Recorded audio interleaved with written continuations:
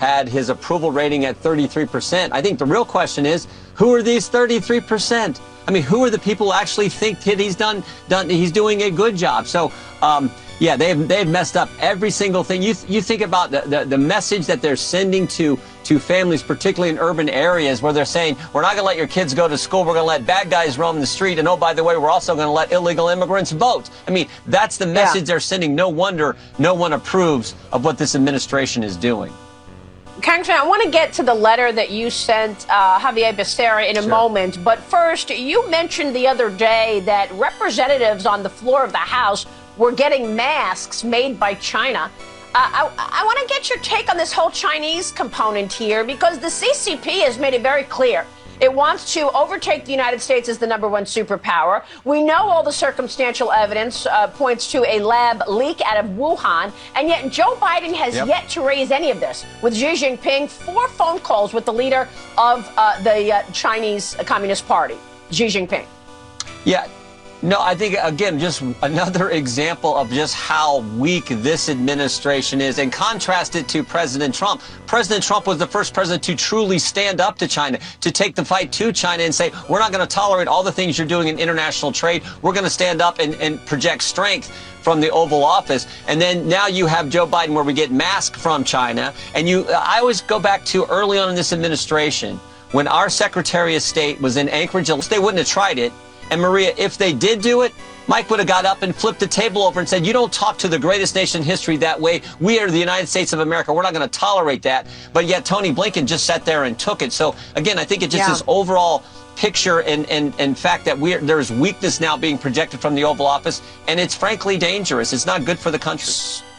So you sent a letter, you and Mr. Comer sent a letter to Secretary Becerra. What do you want here? And are you going to investigate Anthony Fauci should you take the control and the majority in the House? Yes, we definitely are.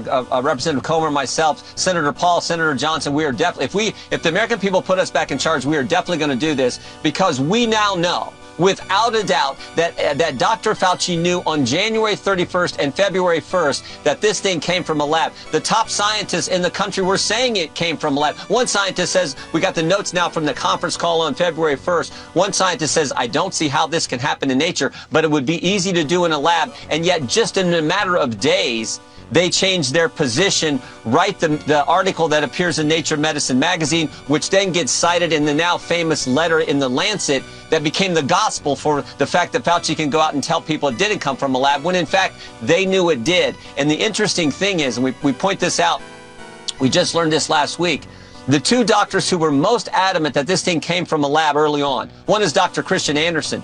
On January 31st, 2020, he says this to Dr. Fauci in an email. He says, virus looks engineered, virus not consistent with evolutionary theory. So he knew it came from a lab, but they changed their position. And a few months later, guess what? They get $8.9 million grant. Both him and Dr. Gary, the guy who said it couldn't happen naturally, they change their position and get an $8.9 million grant from Dr. Fauci. Yeah, we're looking at the timeline right now, and it was February 2020 when scientists warned Fauci and Collins on a call that COVID-19 may have leaked from the Wuhan Institute of Virology. Then a month later in March, Gary signs his name to a paper which states that COVID-19 is not a laboratory construct or a purposely manipulated virus. We go on to look at April, where Collins emails Fauci about a Fox News report that says multiple sources believe COVID originated at that Wuhan lab, and asks if the NIH can help put down this very destructive conspiracy. We follow on this timeline, as you see on your screen, April 2020, Fauci responds saying it is a shiny object that will go away. And then in May of 2020, Fauci's NIH awards that $8.9 million grant money that you are referring to from the NIH. Connect the dots here. Was he paying off people to say the narrative he wanted said? And is he protecting the CCP? Look, we don't know for sure, but all I know is that fact pattern seemed to suggest that very point. I mean, they say it comes from a lab. That's where the evidence points. It suddenly changes. They switch 180 degrees, write the article. Dr. Fauci then used the world. No, it didn't come from a lab. So the big takeaway I have, Maria, is this is the pattern we see from the Biden administration, from the left. This is the template they use. I mean, frankly, we saw it this past week. The Department of Education actually went to the National School Boards Association, asked them to send them the letter so they have the pretext to go do what they wanted to do, namely attack moms and dads and parents who are showing up at these school board meetings. So that's the template. Jim Comey did the same thing, frankly. A few years ago, he knew the dossier was bogus, but that was the pretext for him to go do what he wanted to do, which was spy on President Trump's campaign. Fauci did the same thing in my judgment. He got the letter written by the very scientists who knew this thing came from a lab, changed their position. They write the letter. Fauci uses that letter in the Lancet as the basis for saying, no. You're crazy if you believe this. This is a conspiracy theory. He went after Brett Baer on Fox News, for goodness sake. I mean, this is how bad the left is, and it goes right back to what the Attorney General just said. It's about power. It's about control, and it is as wrong as it can be.